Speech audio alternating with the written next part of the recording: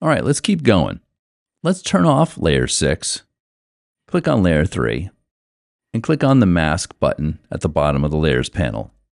Using black and a brush, let's go around this guy here and conceal everything around the guy except for the chair he's sitting on. Now you can make the brush bigger with shortcut keys. Under the plus sign, there's a right and left bracket. Click on the right bracket a couple of times to make the brush bigger.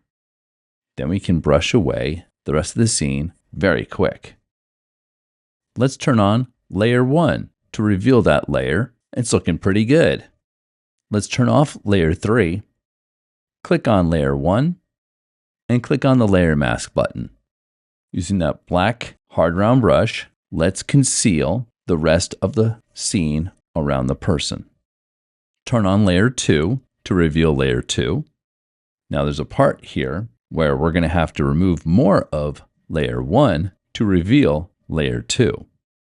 But we'll do that later. Let's turn off layer 1, click on layer 2, and then click the layer mask button.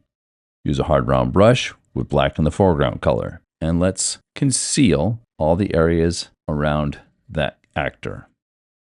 Turn on layer 5 to reveal layer 5. That looks pretty cool. Turn off layer 2 and turn on layer 5. Click on the layer mask and paint out the right side of the image. That's all you have to do for this one, because when we reveal the layer underneath it, these 2 layers are now ready to go. We have to still work on these 4 layers because each one of these layers is covering up a layer beneath them. This one has this area we need to work on.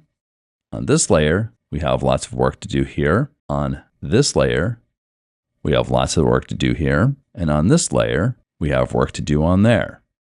This lesson will continue in the next video.